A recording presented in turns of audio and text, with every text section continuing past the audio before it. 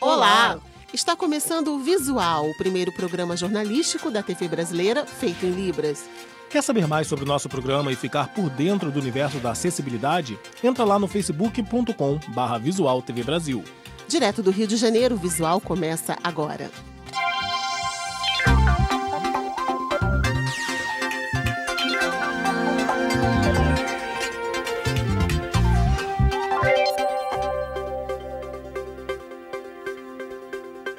A lei determina que crianças podem ficar com as mães na prisão até no máximo 7 anos de idade.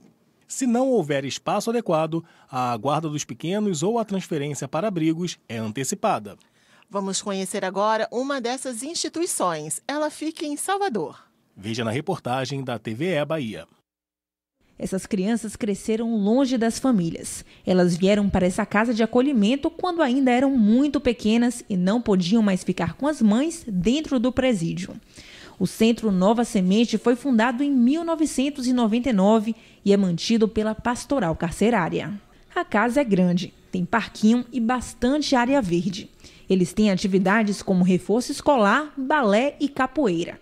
E mais do que isso, são estimulados a manter o vínculo de amor com as mães. Eles visitam a mãe cada 8 dias, mas se é necessário que aconteça, não é um acontecimento na penitenciária, a gente leva. Se é um aniversário, a diretora talvez permite que a mãe participe. Mas quando as mães saem do presídio, nem sempre têm condições de levar os filhos para morar com elas. E aí uma nova etapa começa. Quando as mães saem logo do presídio, não entregamos de imediato os filhos. Depois que a gente sente segurança em estar entregando a criança, de que a gente já sabe que possui uma moradia, de que vai dar um suporte legal para o filho, que possui o vínculo entre mãe e filho, realizamos a reinserção familiar. Essa menina de 14 anos vive na casa de acolhimento desde que tinha 1 ano.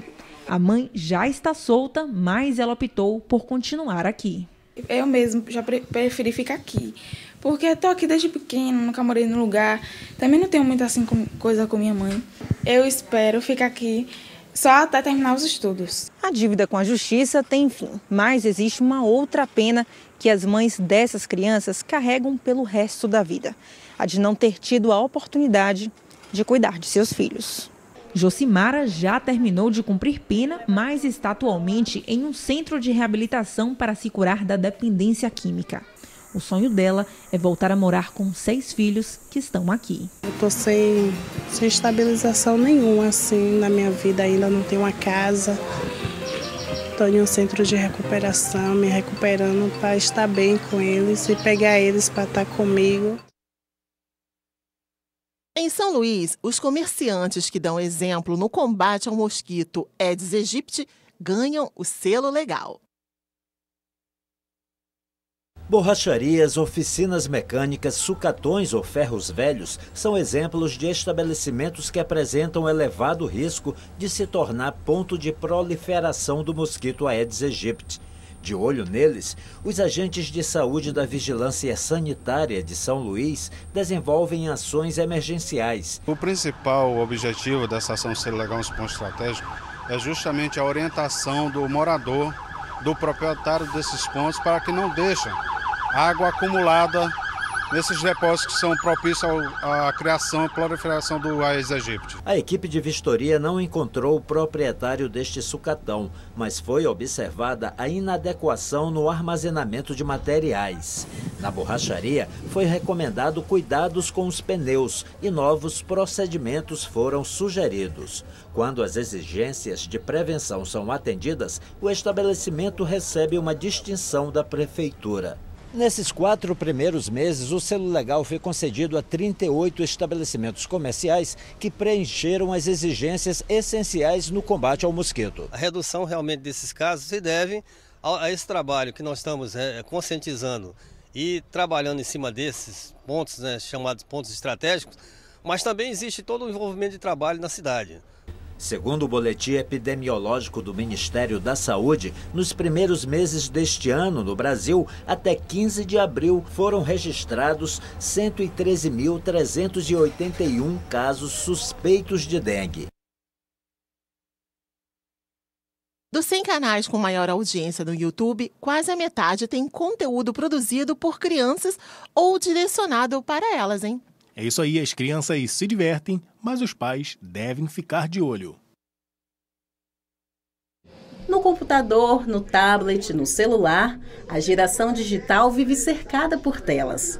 E é no YouTube que as crianças passam a maior parte do tempo. Só que além de assistir vídeos, elas agora querem produzir conteúdo. As gêmeas Bia e Juju, por exemplo, fizeram um canal para dar dicas de livros infantis. Um estudo da Escola Superior de Propaganda e Marketing mostrou que no último ano, a audiência dos canais infantis no YouTube cresceu mais de 500%. Com apenas 9 anos, a youtuber Juliana Baltar fala para mais de 3 milhões de seguidores. Quando a gente começa a ser youtuber, a gente tem portas que se abrem pra gente.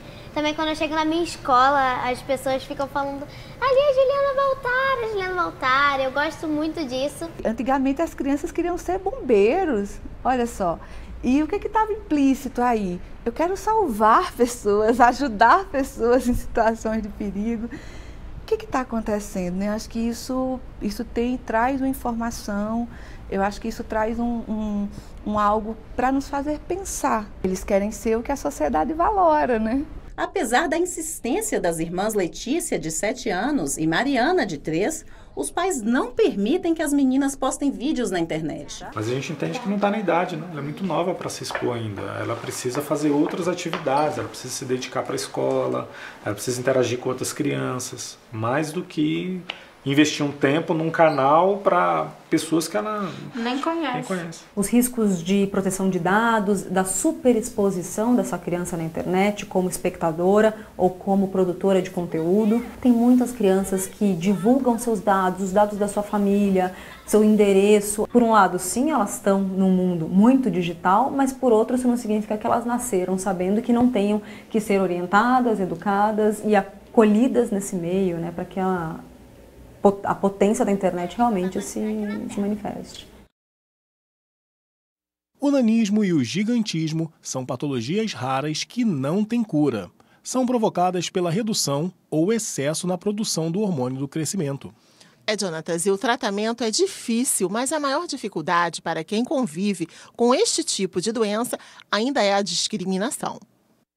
No começo não foi fácil para a dona Geni. Eu fiz tudo como foi tratamento para ver, onde o médico me contou, só me acordar que eu não tinha recurso. Hoje Vaguinho é o orgulho dela. Ele nasceu com nanismo, uma doença considerada rara. A forma mais comum que a gente conhece de nanismo é a acondroplasia, que são aqueles pacientes que todo mundo conhece como anões, né? Mas existem diversas outras doenças que podem cursar com nanismo também. Então, muitas displasias ósseas, que são doenças genéticas, cursam com a baixa estatura, com o nanismo, e aí cada uma delas vai ter uma característica. Aos 45 anos, Vaguinho não tem problema para conviver com seu 1,28 m de altura. Em casa tem a companhia de uma escadinha para ajudar nas atividades. Saber lidar com a condição física só não o impede que ele enfrente o preconceito. Tem pessoas que, por exemplo, desfazem a gente. E por incrível que pareça, André, os adultos são os piores. Que a criança, às vezes, não tem conhecimento do assunto. Eu atravessar na rua, elas acham que eu sou criança, elas perguntam à mãe delas por que eu estou atravessando a rua sozinho. Como se diz, aí já entra uma brincadeira sadia, né? Aí eu paro, dou atenção, os pais explicam para as crianças que eu tenho filhos pequenos, mas eu sou um adulto. De acordo com a Organização Mundial de Saúde, existem 400 milhões de pessoas com doenças raras no mundo. O nanismo é uma delas e acomete 1 em cada 20 mil pessoas. Mas também tem o outro lado da moeda. Eu tenho 1,83 m de altura. Posso ser considerado alto, mas nada perto do Fernandinho. Fernandinho, qual é a sua altura? Hoje, 2,20 m de altura. Para ver os problemas enfrentados por alguém desse tamanho, o convidamos para um passeio. Entrar no nosso carro até que não foi tão difícil, mas passear pelo shopping, sim. É praticamente impossível alguém passar por ele e não parar para olhar. O tamanho dele assusta, a gente estava olhando e muita gente para por causa disso mesmo. Por causa do tamanho dele, que não é normal esse tamanho dele. Como é que é, Fernandinho? Você que é grande? Não. No meu mundo eu sou normal, você que é pequenininha. Alguns ainda pedem para tirar fotos. A altura faz de Fernandinho uma celebridade. Mas o brilho acaba na hora de comprar um sapato. Não é fácil achar um do número 51. Gostei muito dele, mas tá faltando 4 dedos na frente para caber meu pé aqui. Trocar o guarda-roupa também não é simples. Sem falar em outros itens básicos. A cama dele teve que ser feita sob medida e não é difícil entender o porquê. Aos 12 anos, Fernandinho media 1,90 m. Cresceu 8 centímetros em um mês e teve que buscar ajuda psicológica para aceitar a altura. Imagina uma mãe levando um filho de 1,80 m na escola, no 4º ano primário, de braço dado, as pessoas olhando, falando, olha, aquele homão daquele tamanho, a mãe levando na escola. E pelo contrário, eu tinha 10 anos de idade. Então essa fase foi muito perturbadora para mim, ao ponto de eu ter que passar por psiquiatras, psicólogos. Fernandinho e Vaguinho podem parecer diferentes, mas devem ser tratados como iguais. Os pacientes com doenças ósseas, eles têm a parte intelectual preservada.